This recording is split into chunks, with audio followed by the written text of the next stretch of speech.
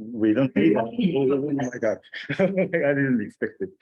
Okay, so this is very informal style of introduction of Mikael. I was a student in around the early 90s, and I was studying categorical grammar at the time.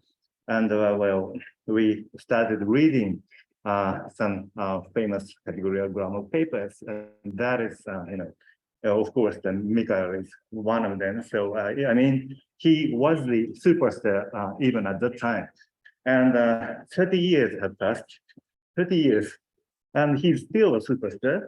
And even started some challenging work that is combining the categorical grammar style, syntax and the vector-based semantics. That is quite new and well, maybe controversial, and maybe many issues will arise from there. So we are very pleased to welcome him in this Leonard workshop, especially when Leonard is started, has a new start as a fully endorsed conference. So that this is very well spectacle moment. So thank you very much for coming here, and I will change. Okay, thank you very much. Thank you for your kind joy. And I would like to, of course, thank the organizers for having given me the opportunity to speak here for the first time speaking in Japan. So that's a nice thing. Let's see. What I want to do is I want to share some experience that we had on this project, which is bound to end very soon. It was about developing a compositional vector-based semantics for Dutch, my native language. It's already late. It's dark outside, so I hope that the talk will have some entertainment value for you. We will see. The aims of the project, as according to the original proposal that was made, was to improve the accuracy of compositional vector-based modeling by employing more sophisticated grammar logics. So in the curtains there was the grammar logics that traditionally were used in that framework, namely pre-group grammars. And pre-group grammars certainly don't have the kind of expressivity that would be needed to address the intricacies of the Dutch language. CCG would be another possibility. There is other kind of problems with CCG, but I won't discuss them at this point in the talk. So there was also a practical purpose, namely to come up with a collection of tools and resources to help the compositional distributional study of the language of Dutch, because we didn't really have that kind of tools and resources available.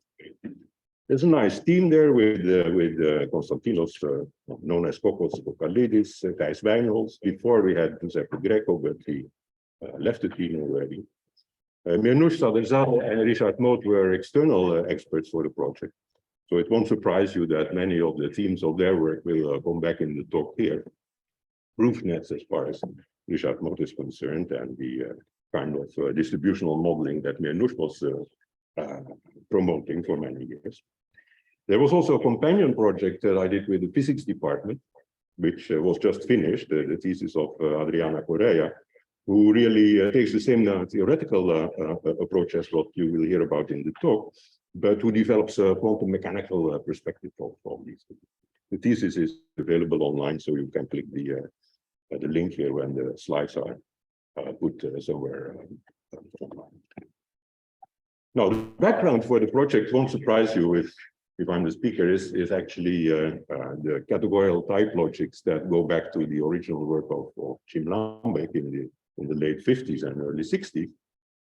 Lambeck originally presented these in the style of deductive systems as categories, but he was afraid if he would use the word category that none of the linguists would actually listen to that kind of stuff, so he carefully avoided the words. But in its simplest incarnation, then what we would have in these type logics is pre-order laws.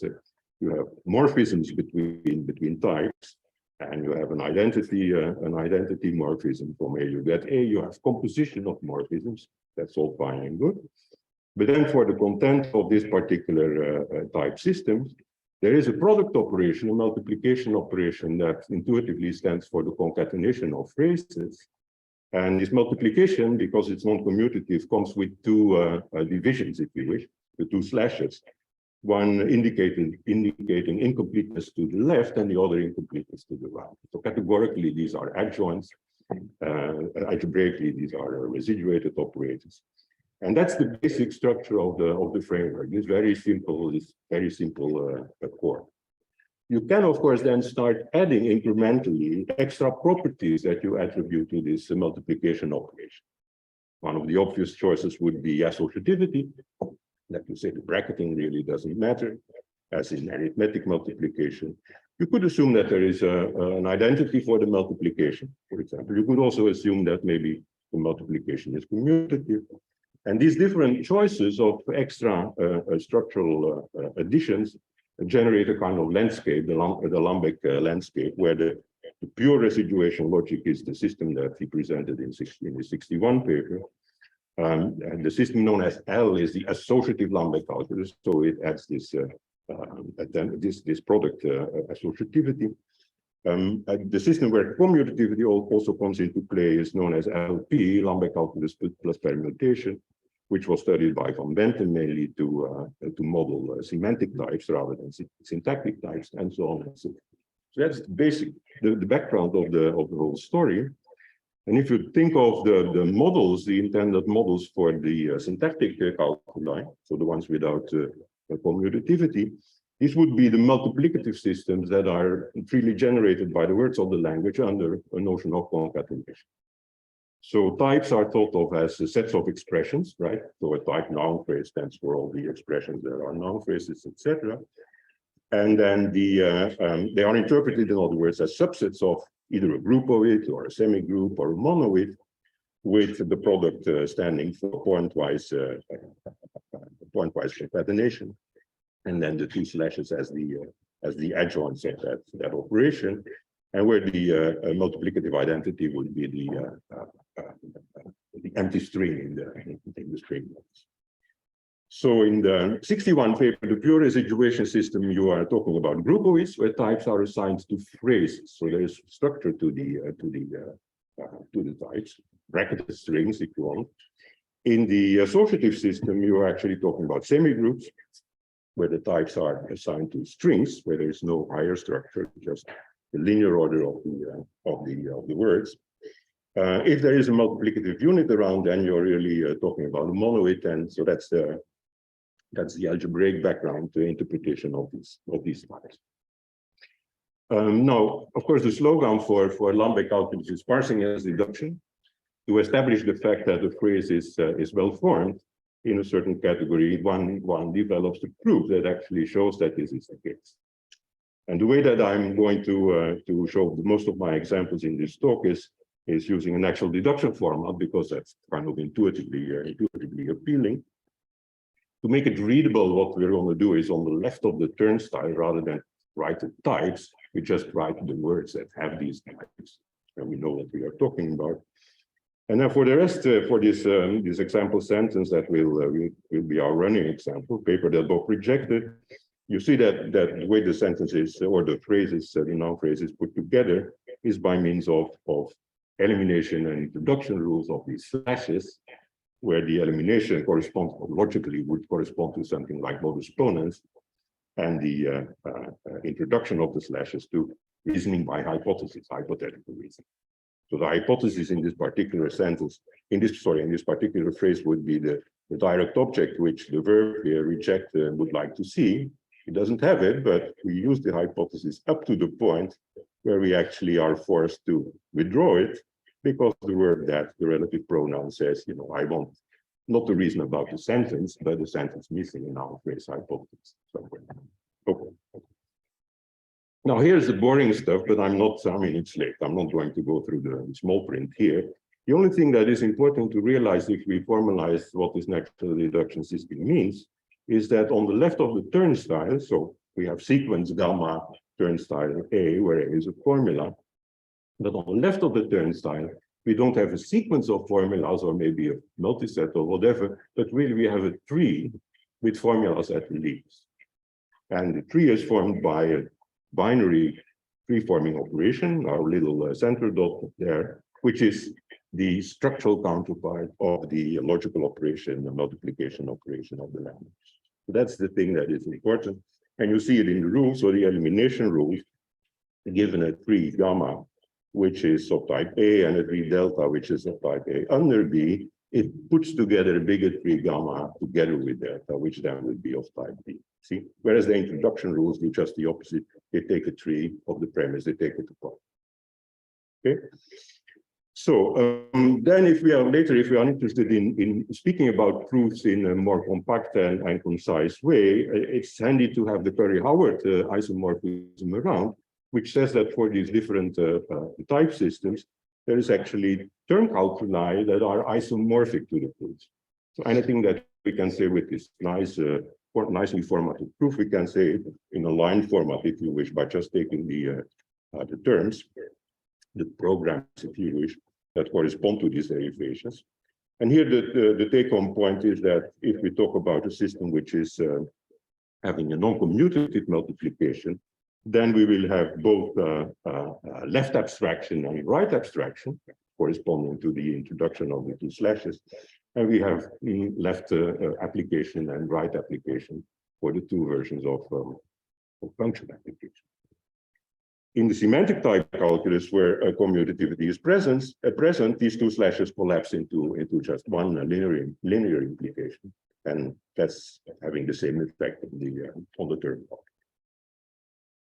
Okay, structural rules, because we are going to control the structural rules later on in the talk, we want to have them explicit. So many of the presentations of Lambda calculi have sugared presentations where the rules are implicit, but we want to control them, so we keep them there in a visible. Okay, so first keyword of the talk, compositionality. Let's see how we want to implement that here. The classical view, of course, is Moortgat's of his universal grammar paper, where compositionality is modeled as a homomorphism, a structure-preserving method that sends the types and the derivations, the proofs of some source logic, to their counterparts on the target semantics. Now, this is certainly something that we want to maintain, but we want to refine the view a little bit because we think it's useful to actually see compositionality as a two-step process, where the first step would be the derivational semantics that just gets rid of, say, the syntactic fine structure and concentrates on the, if you wish, on the function argument structure of the derivations. At that point, the source constants, the words, are still represented as black boxes. You don't go into them. But then the second step, the H double prime here, opens up these black box lexical meanings and talks about their internal semantics. And in general, why is it useful to separate the two? Because in general, the logical expressivity of the second step, the lexical semantics, is larger than that of the first step, the derivation. I use this opportunity to drink some water because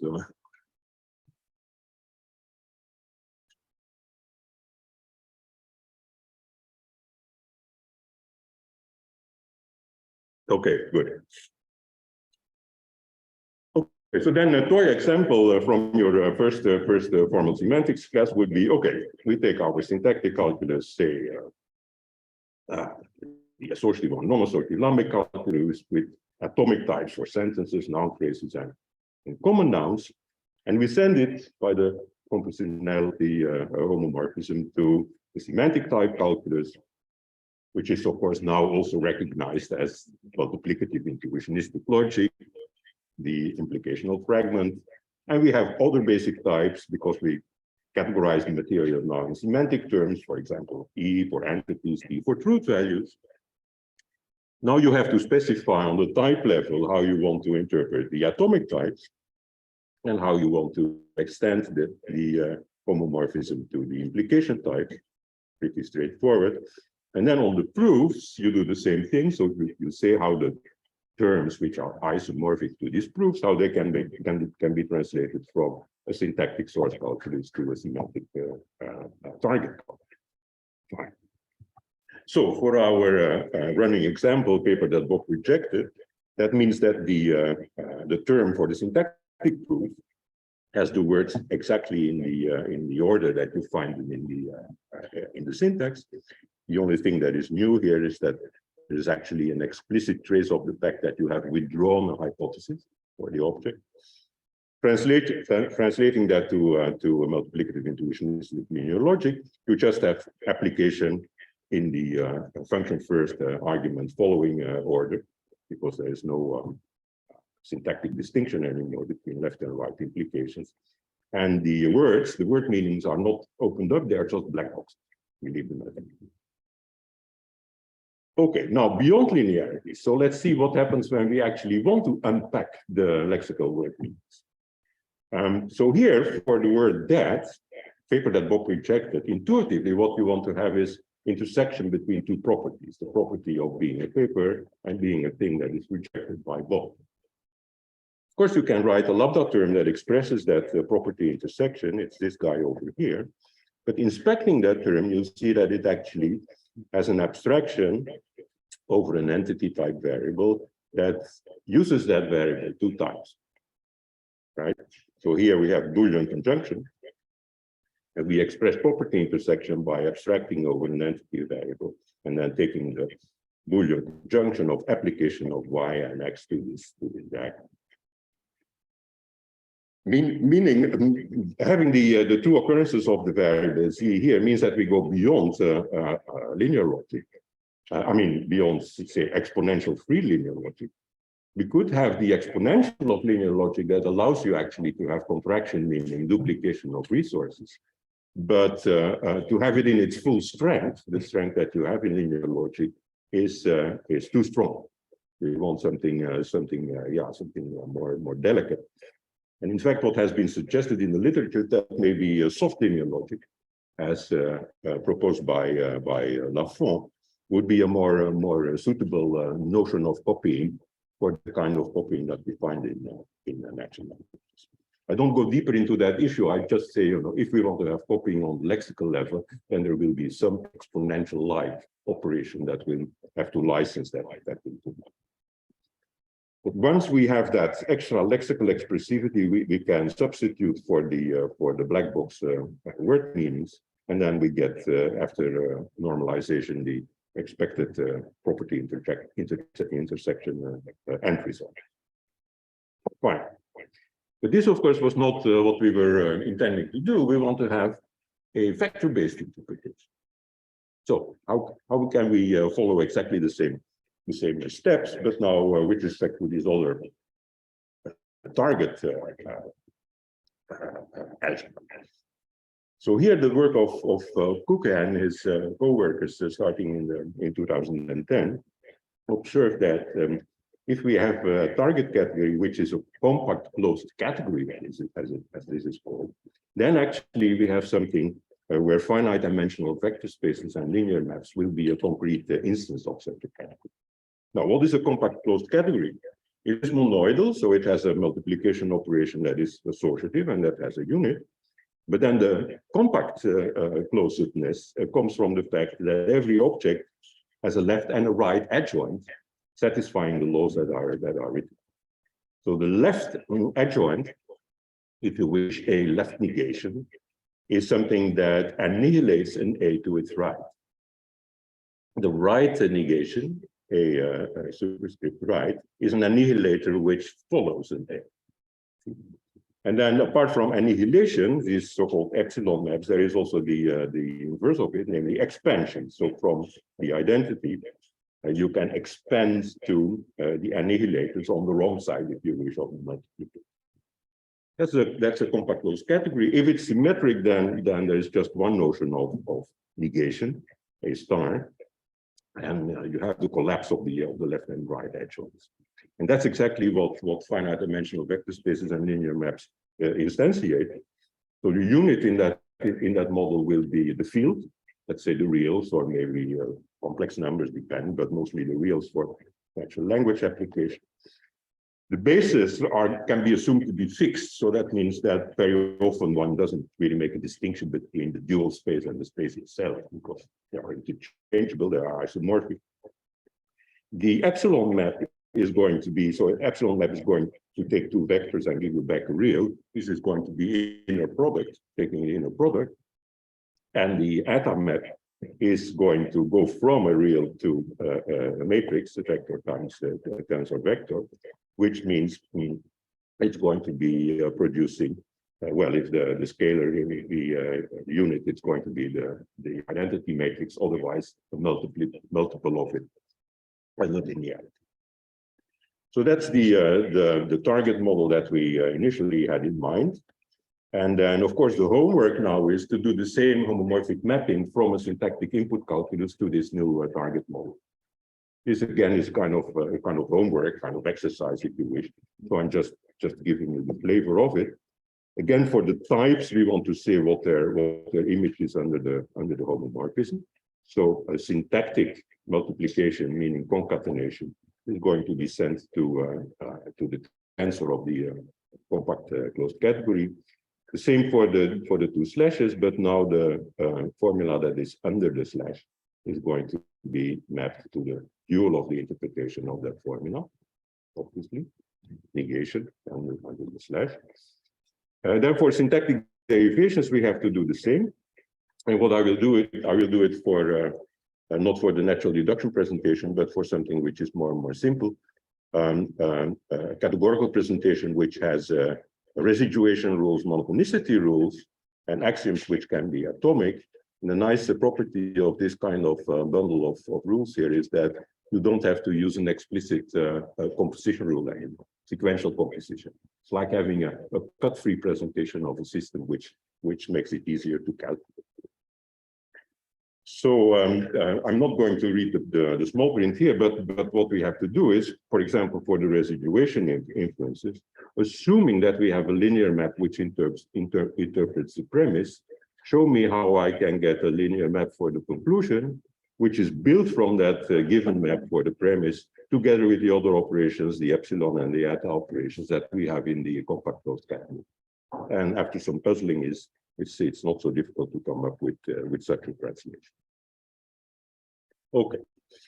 Now, if you really would like to do that for a simple sentence, for example, our papers that Bob rejected, you get a huge expression, categorical expression in this interpreting target map. Fortunately, this can be simplified, and it can be simplified in maybe a surprising way.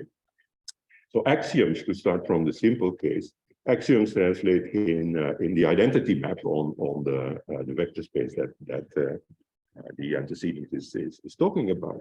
And of course, the identity map, we can represent it by a square matrix, identity matrix, with entries that are given by the Kronecker delta function.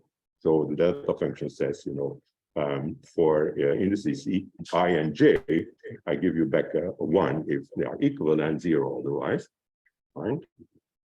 So now for the simplification, what we can do is we can actually work with a generalized Kronecker delta that says, okay, if I have a proof on n axioms, so that will mean that there is n formulas A that are matched with their counterparts, the duals and the counterparts, they can be given, the interpretation of them can be given by a generalized Kronecker delta that element-wise does what the simple Kronecker delta does on the atomic formulas. And once you have that, I'm telling this now because later we will work with proof nets and we will see exactly the same essential role of the axiom linkings there. So in practice, what this means is if we have a derivation for our papers that Bob rejected, the one over here, where for simplicity we have numbered the occurrences of the atomic formulas, you will see that the axiom linkings actually link up the n0 with the n under the slash here that follows it. So this is papers and this is that. This is our modifier that wants to eat up these papers, etc., etc. So this is the axiom matching. And now what we get is if we apply our generalized Kronecker delta that corresponds to this axiom matching to the tensor product of the words, Then after simplification and using the Einstein summation notation, we actually get the interpretation indicated here, where the underscores, the little diagram here, indicates where the tensor contractions takes place. So this is really extremely simple. Once you have a proof, you can immediately compute the simplified form of its interpretation. That's the derivational part of the story. Now, for the lexical part of the story, Minouche and colleagues have argued that Frobenius operations there are a natural way to express what we want to express. In particular, the kind of duplication that we just saw in the formal semantics example. So what are these Frobenius operations? There is a duplicate operation that says, from a vector, I give you back a matrix. How? By embedding that vector on the diagonal of the matrix. Simple. A merge operation, which does the opposite. So given a matrix, you extract the vector by retrieving the diagonal of that matrix. Fine.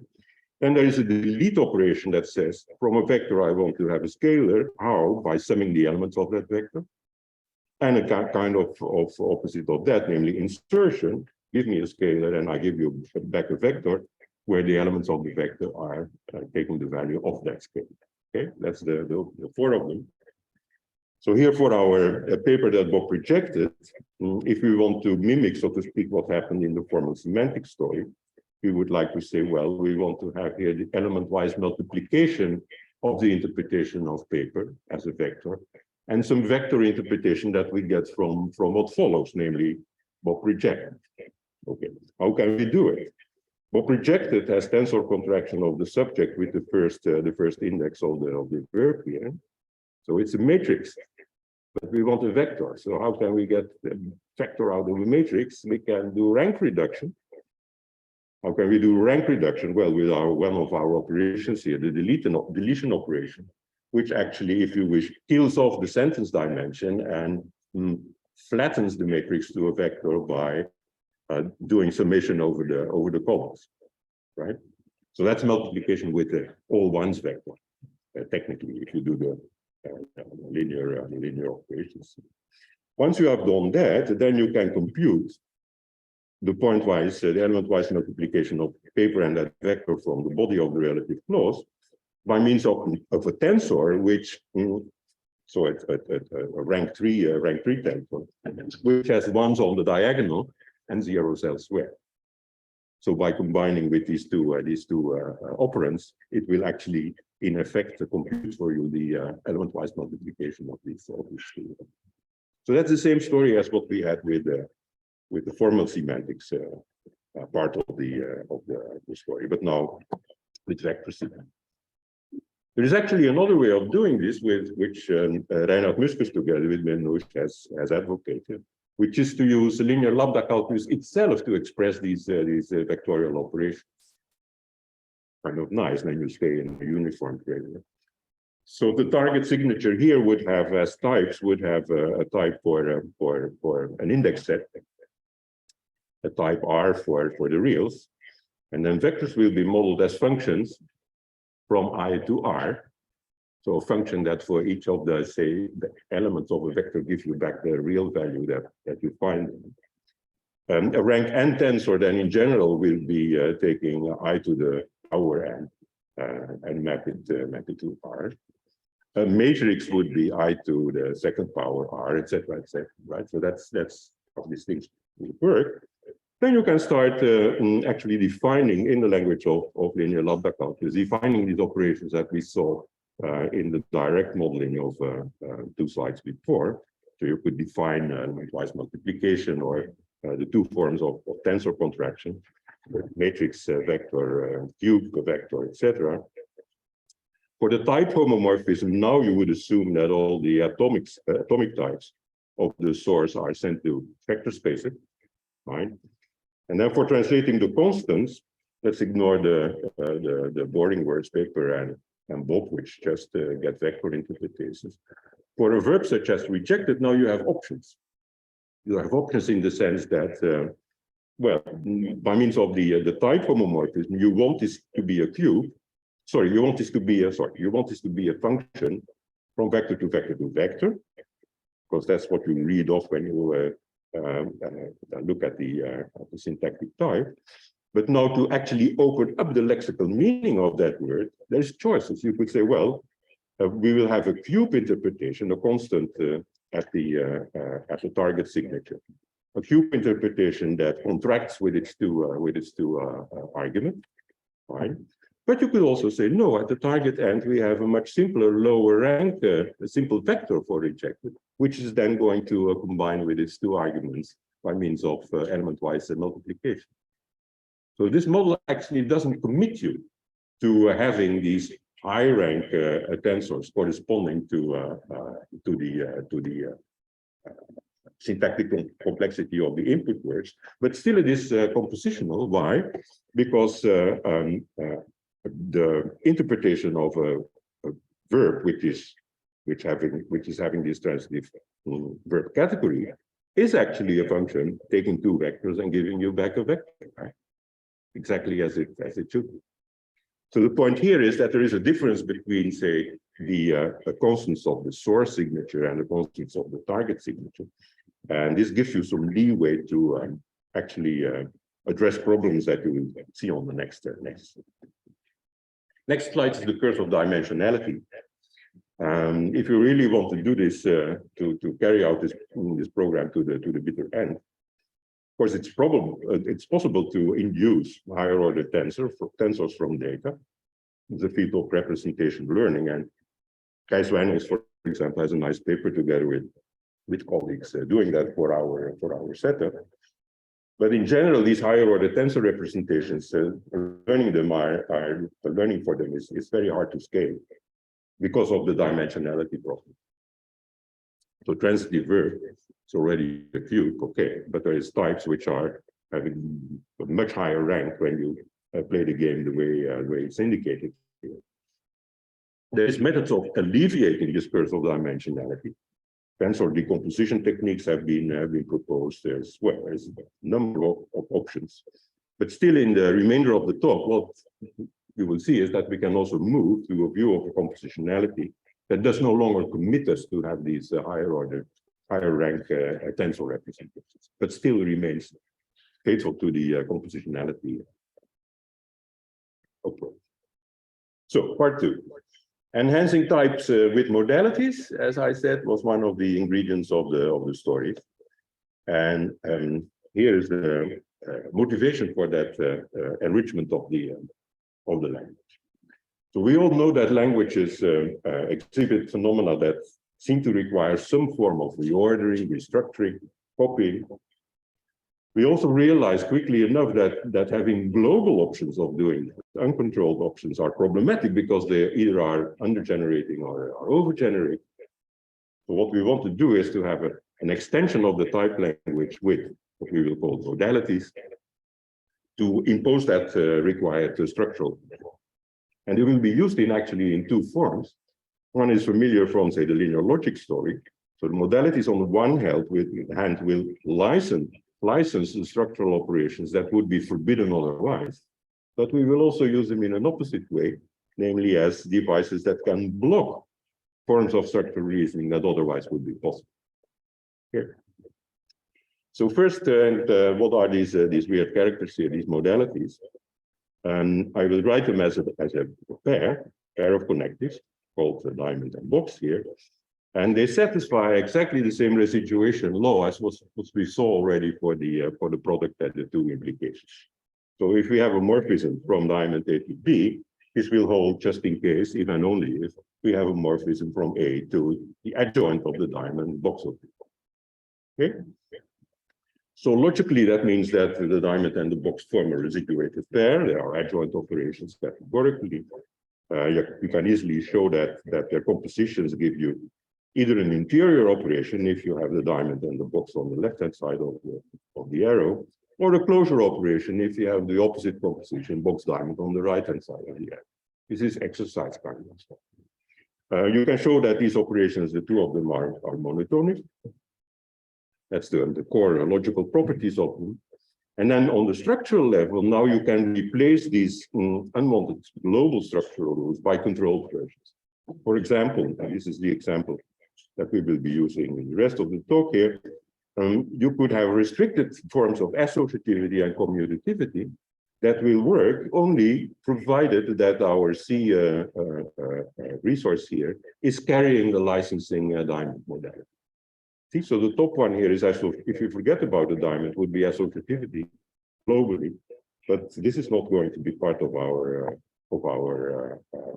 toolkit. No, we want a restricted version where from our lexical type assignments we will be able to control it by means of the diamond. In general, in the realistic grammar, there will of course be many of these modalities walking around. So we will be generalizing in a multimodal sense. So there will be families of adjoint diamond box operations that can be distinguished by giving them indices or whatever to indicate which choices we are talking about. So here, global associativity bad. So this was our paper that Bob rejected, which used global associativity to rebracket the left branching structure into a right branching one, which is required by the verb reject. It's not enough because the hypothesis in these cases, rather than only occurring on the right-hand side of the relative clause, could also in turn occur internally. Papers that Bob rejected immediately. It's not enough, but also associativity is too much in the sense that it is insensitive to island constraints. This was an example that actually was already remarked by Jim Lambic in '61. So a paper that Alice reviewed the thesis and Bob rejected, of course, is wrong. What's wrong with it? So the end is conjoining two sentences. Bob rejected this sentence missing a noun phrase, so this would lead to a derivable S over MP, but still this is ungrammatical. Why? Because it disregards the fact that conjunction is an island, so you cannot really break out of that thing anymore. This has to be prevented. How do we get the required effect with controlled associativity and commutativity? So we have exactly the same derivation as what we had before, schematically. The difference now is that the type for that has been refined.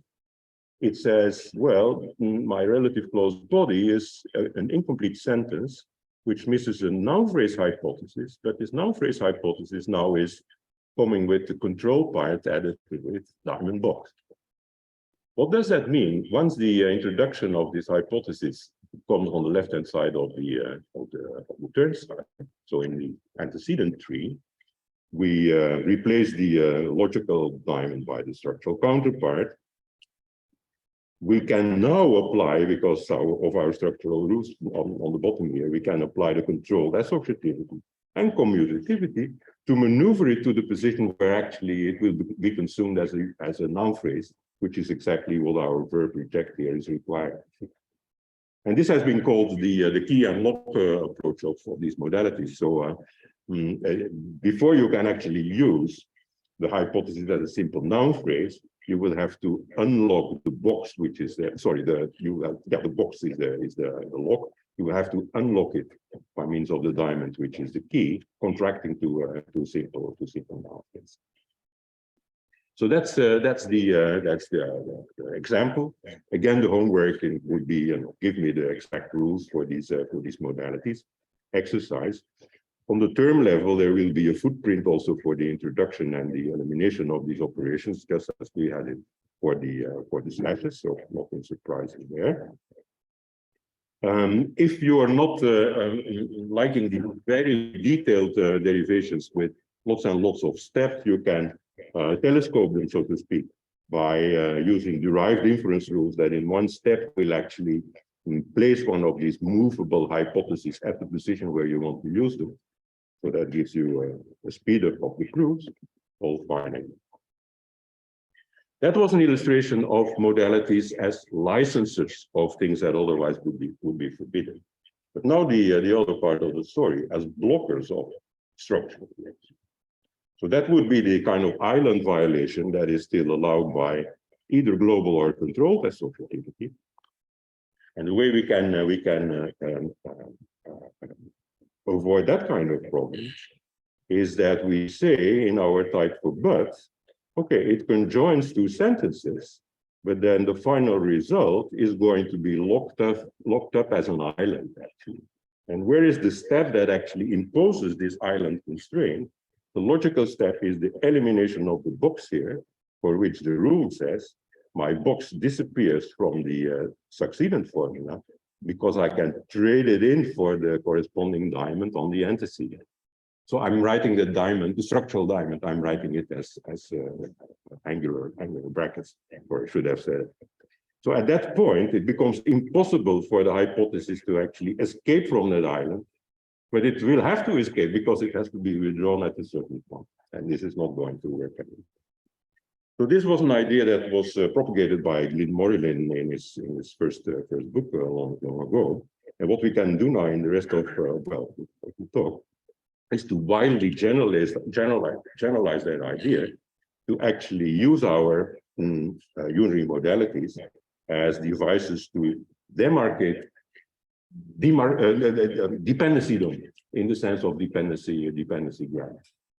So we want to go for a type theory which combines function argument structure with dependency structure as you have it in dependency. So in dependency grammars, what you have is an opposition not between functions and arguments, but between heads and complements on the one hand, and heads and adjuncts on the other hand. The adjuncts are modifiers, unnecessary adjunctors to a head. The complements are essential elements which a head requires to be there. And the important point to notice is that function argument structure and head complement or head adjunct structure are orthogonal in general. So you cannot assume that they are operating in tandem. There will be certain functions that are actually dependents of the head, and there will be functions which are themselves. What does this sound like? You have 10 minutes more. 10 minutes, good. Okay, so I'm good, very good. So how can we do that? Go to the bottom of the slide here. What we are going to do now is we are going to say, okay, in the case that we have a functor which is a head, we want to be able to assign a dependency role D to its complement. And the way we're going to do that is by having on the complement, so that would be a formula A or B in this case here, we mark them with the dependency diamond.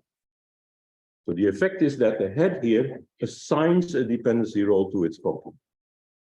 For a modifier, for an adjunct, this wouldn't work because the head doesn't require the adjunct to be there. So there we do the opposite.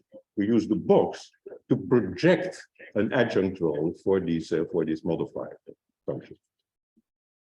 Fine. Let's see, here's an example. Follows Twitter in the skies. It's not Dutch, but I took translations, of course, make it readable for you. So here you see that our verb Twitter now says, not I'm selecting an MP, a subject MP to form a sentence. No, it says I'm assigning the subject role to that MP. Swallows is just a normal noun phrase. It doesn't know whether it will end up as a subject or an object or whatever. It depends on the context. Depends on the heads that it's combined with. But now by means of the diamond introduction rule, it actually is assigned to that subject property. For in the skies, it's just the opposite. So the in the skies in the modifier, it first consumes as a complement the prepositional object, but then it gives you a sentence modifier which says I'm projecting my adverbial modifier. How does it project it? Again, the same as the story before, by means of the box elimination rule in this particular book. See? So in the skies, it becomes a modifier phrase once you have eliminated the box marking, the dependency marking that says, I want to project that kind of dependency. Now, if we have the derivations in that dependency enhanced type logic, then it becomes very simple to actually read off the conventional dependency structure as you find it in the dependency grammar literature. And as we will hear about tomorrow, I guess, when Philippe gives his talk. So what you do is within a dependency domain, you just establish outgoing arcs from the head to the head of its dependence. And that gives you for the example here, gives you the picture that you would expect. Okay. Extraction revisited. I'm going to skip that particular point. because I want to go to the real the practical stuff, because you think this is all theory. What was this person talking about here? Why did we get this money to actually investigate it? So types in the wild here. First thing that we thought is if we really want to apply that for large scale and natural language processing, this kind of refined type theory, we need a resource that actually makes machine learning possible. So we need something like a big database or whatever to seed the machine learning. So the data set I'm talking about here, ATO, is a type lexicon together with the associated derivations expressed as lambda terms, extracted from a tree bank that we have for Dutch, which is called Lassie, and it's gold standard. So it's having manually checked correct dependency annotations. And our ATO data set extracts from that something like 70,000 samples, say sentences, but there is also sometimes chunks which are not complete sentences, etc. The Lassie annotation that we start with takes the form of directed acyclic graphs. Categories are at the nodes, and at the edges you find dependency relations, subject, object, etc., etc. It's a DAG, so that means that we have a possibility of reentrancy, and the reentrancy is there for say gaps, as we saw them in these relative clause examples, also for coordination. Also for understood subjects of non-finite forms of the verb, but that's a component of the annotation that we ignore in the extraction. Lassie works with traditional dependency relations, but it's not so difficult to define a mapping that actually gets out to the universal dependencies that are more widely used these days. So that's all fine. And now what the extraction does is, and here's the first surprise, is what the extraction does is extract non-directional types.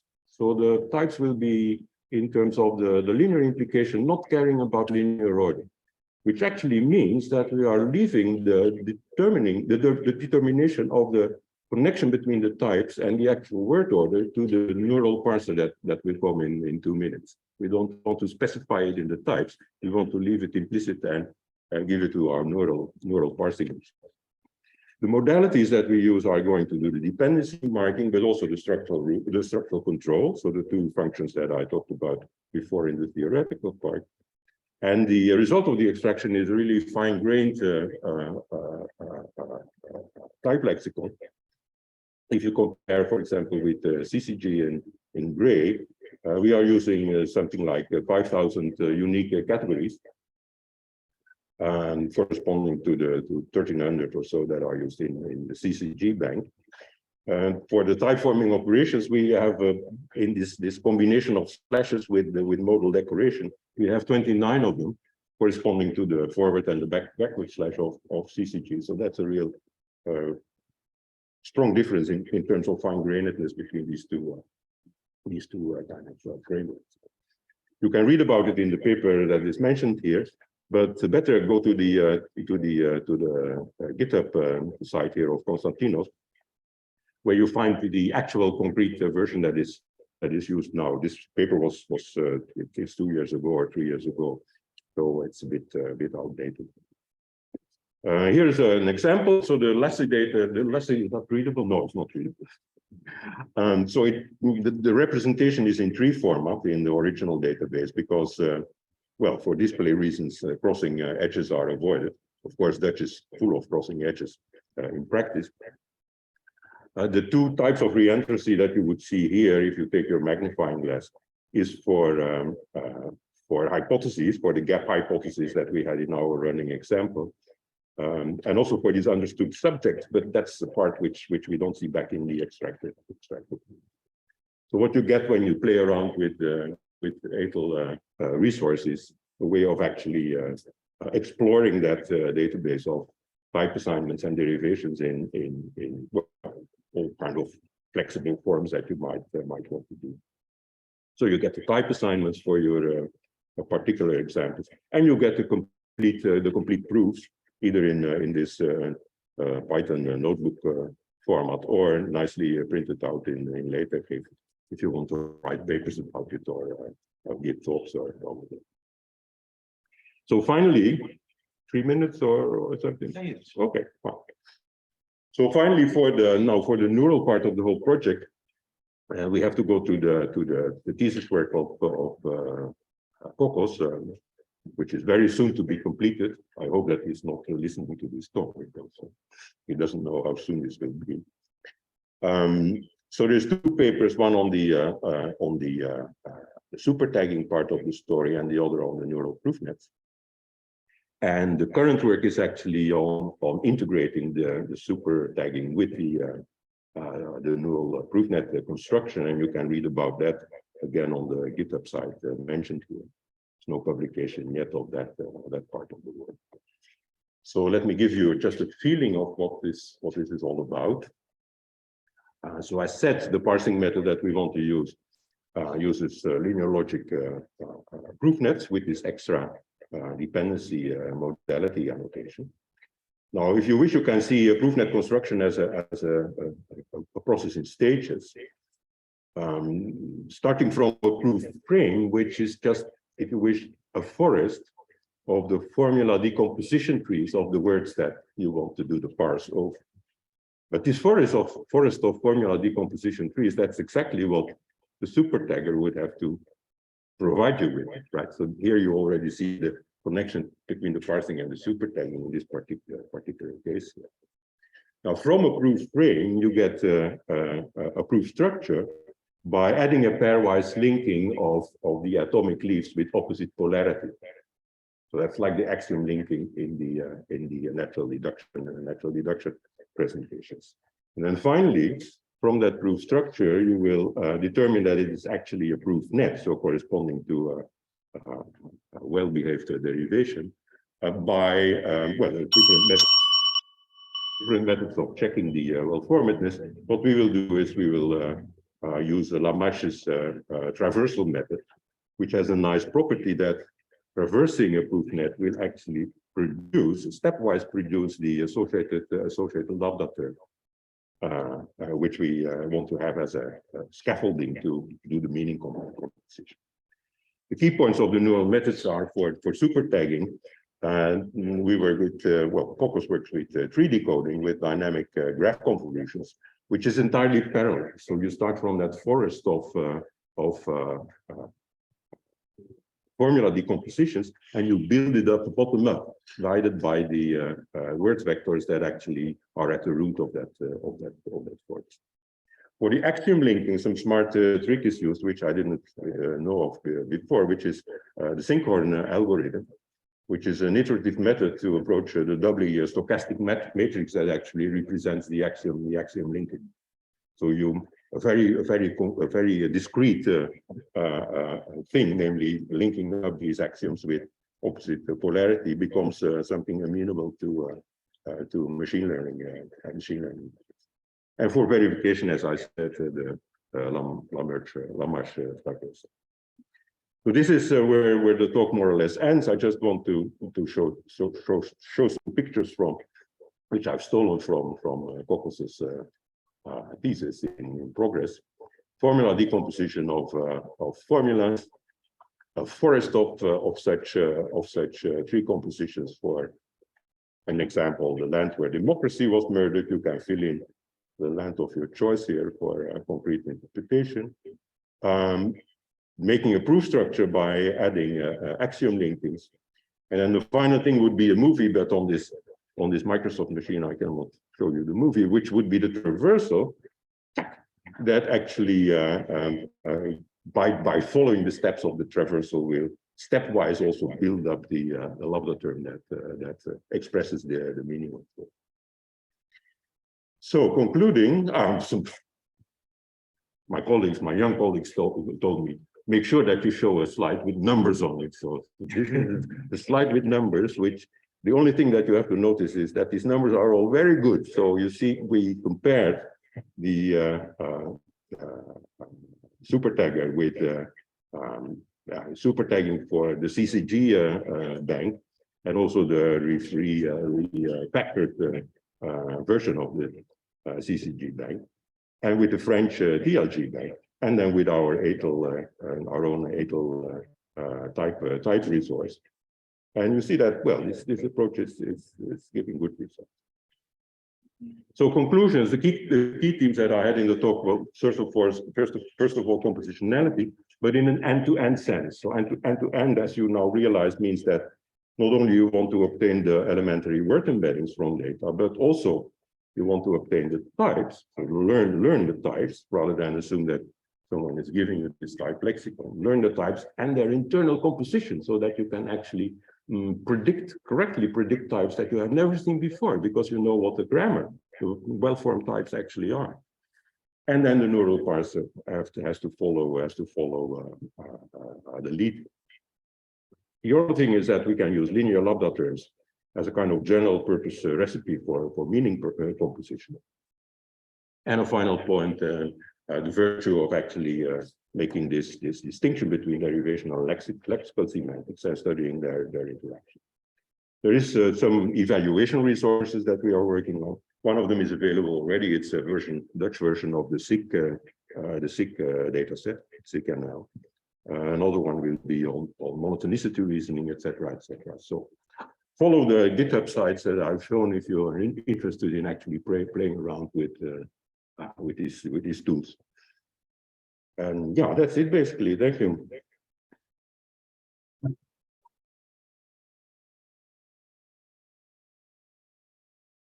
Okay, thank you very much. It's a question time.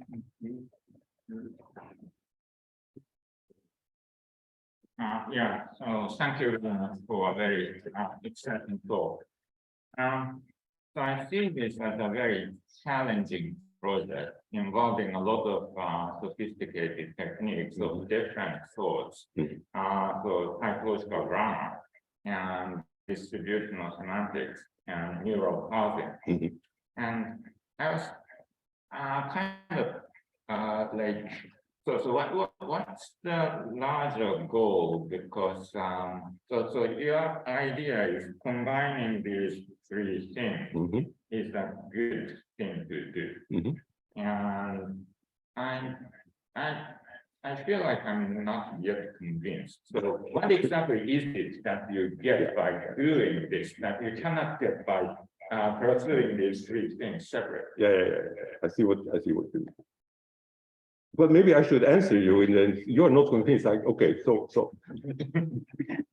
because I'm very old. I'm very old, you know. So I've been working for a very long time on say the formal approach to categorical systems and to syntax semantics interface, etc., etc. And at a certain point, I wasn't convinced anymore that this was the proper way to go.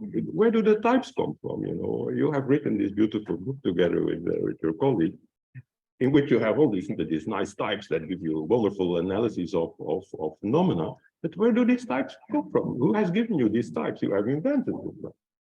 So I got interested in the question of can you actually use these modern techniques, which I don't understand too much of, but you know that actually will infer them from data and give you something useful to then do large scale exploration of phenomena. That's more or less. So yeah, but then I mean I think so. Those numbers that you showed at the end, they are very encouraging. So so it seems to suggest to us that by building on I mean so like the linguistic intuition is that something like typological grammar is correct. So if you use those insights in the right way, you can actually improve the performance of a parser which can be applied to real text. Right? That's the idea. Very good. Okay. Another question? There was no. Okay, so please, Ulrich, you first. Oh, okay. But anyway, so maybe I mean two remarks that one of them, I mean, the second part of two remarks on both parts of your slides. Actually, I must say that I'm not also convinced, and I'm not quite sure how the two parts of the talk are mixed together. But the second part has kind of reminded me of minimalist grammar. Okay. Right. So it's I'm not sure whether I'm happy about that. Added So maybe I don't know, just kind of playing devil advocate, just to say that this is just a different presentation of minimalist grammar, and then just use minimalist grammar framework as they are, right? So you don't have to develop anything. You just say we give the logical motivation for what those guys are doing. But why did you think this reminded you of a minimalist Because grammar? you have this checking features, right? So In that respect, good point. In that respect, it resembles minimalist grammars, but in what respect does it differ from minimalist grammar? well, in Minimalist grammars is not a logic. yes, yes. Because it only has, if you wish, the elimination rules of your logical constants, but not the introduction rules. So what are we talking No, about? I agree that so you're That's a providing the logical formulation from minimalist grammar, right? But minimalist grammar has kind of a advantage that is kind of has deep inference, right? Because you don't have to follow all this. The truth, you just get to this part from a different place and just plug it together, right? Without so it has better performance, but follow it. So the second remark is, about when you talk about tensors, you know about APL, right? You heard about APL? About APL. yeah. Programming language. So it has all these built-in rules, right? You know, when you apply, so there's certain operations that have a certain intrinsic rank, and how it operates on the matrices and how it composes, and you don't. So have you even thought about, applying it to and see how the ideas from APL apply to what you do for them? No, I haven't. We haven't thought about that. But I think I certainly mentioned it to our machine learning person. If you think this would be, yeah, I think it actually. okay, good. But about your minimalist grammar point of view, so what I'm showing you in the derivations here, as I said, is if you wish the machine language, which of course in the practical application, as I said, you can work with derived inference rules that will actually do this, this extraction one step, this is a one-step thing. But you have the underlying logic that actually justifies the fact. Yeah, so it would be actually good. So if you actually take exactly their minimalist grammar and say this is exactly matches to my rules, right? And that but minimalist grammar will never become a logic because they refuse to have the duality between introduction and elimination of concepts. Yeah, but you can say that some subset, right? It would be wonderful. You can just say completely different things there. They just okay. Okay, Alastair, you can. Oh, thanks. So I was interested in, you said you had the system to kind of automatically create these types, and you have a presumably you can have these proof structure kind of visible to make visibly accessible the types. So are you getting unexpected types? Or are they conforming to the types that you created when you used by hand? So you saw that in my little statistics of the type system. Where is it? You saw that there is a lot of types, right? So in the CCG bank you have 1,300 unique types. In ours we have more than 5,000. So there is many types. Which the first time when I saw them, they came out of the extraction process. I was surprised. So it learns you something that you don't expect a certain thing to be there as a type, but then when you go to the actual derivations where it is used, you see that actually this type of what you would need there. So in that sense, it brings you surprises, but surprises that are actually founded in data, in concrete data. Maybe I didn't get your question. Yeah, well, okay. So my question was kind of, are you finding the types that you're getting to be the ones you would expect, having on one hand, yes, stuff on one hand, yes. But are you getting unexpected ones? And Yeah, what are the unexpected ones showing you? You're getting well, if you go to for example, the complexity of the types. I don't have the statistics with me here, but so most of the types are of rather low complexity in the sense of how many atoms do they contain. But there are sometimes types, if you go to coordination type phenomena, for example, that have a huge complexity. So I think the largest type that we have has something like 120 atoms in it. It's almost like the type that you are using in the book. No, so they can become huge And then the first reaction is this cannot be correct. Something must be wrong. Then you look at the sentences that are actually at the basis of these type assignments, and you see that yeah, this is a kind of unsurprised result, unexpected result. But it's by definition correct because you extracted it from the data. So if you don't like them, then yeah, too bad for you. But they're there. Okay, thanks.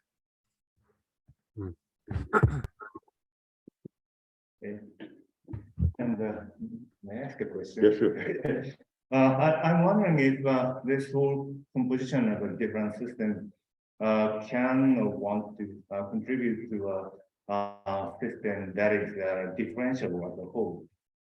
So because neural tether is of course a differentiable process, right? Yeah. And but I'm surprised to know that Coco created the neural kind of a deductive system for working with the grammar. Yeah. And that itself is differentiable, right? Yeah, sure. And of course the tensor-based semantics is just a linear algebra, so it's differentiable. Yeah. And is it the case that combining those systems together form a differentiable system? So I have the impression that you're talking more here about a kind of balance between the symbolic and the Yeah, partly. And another part is that sometimes the interfaces, like part of speech tagging and syntactic process, might become a symbolic. Yeah. And that cut off the differentiality between the two systems. Yeah. But if we can combine them in a continuous manner, that will be that will take us to another dimension of I see what you were heading. Yeah, that's a good point. Yeah. And hoping that it might be a one answer to use the question. Okay, that's the intention. Yeah. Okay. Thank you.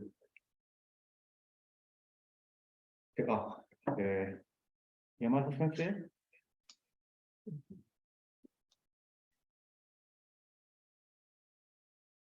Yes, thank you for your talk. I have one small clarification question. Due to my malfunctioning of the network, I missed some part of your presentation. So just a small clarification question. Does a neural parser, your neural parser, does incremental parsing? No, it doesn't do it incrementally. No. Oh, It does do it in parallel. That's the whole point. That's the difference also with the CCG parser. Right? So what we really have is we have this forest here of formula decomposition trees, which are the result of the super tagging phase. And then, as we say in these typological frameworks in general, the super tags are so detailed that actually they are doing almost the parsing, right? Because the only thing that has to be added to actually turn it into a complete parse, namely assigning a structure to the sentence which gives you the scaffolding to compute the meaning, is establishing the axiom linking on the part of the these. So it's not incremental. It's not that it works like, okay, we take this word the with its type, and now we see how it can already partially combine with what follows or whatever. Everything works in parallel. It's a pity I cannot show the picture here, but it works from the word embeddings, and then it goes upward, and it starts projecting these types for the words, and then it does the Sinkhorn trick to actually establish the axiom link, also in parallel. It's fully parallelizable, which is a good thing. Good thing to have. Okay, thank you. Thank you.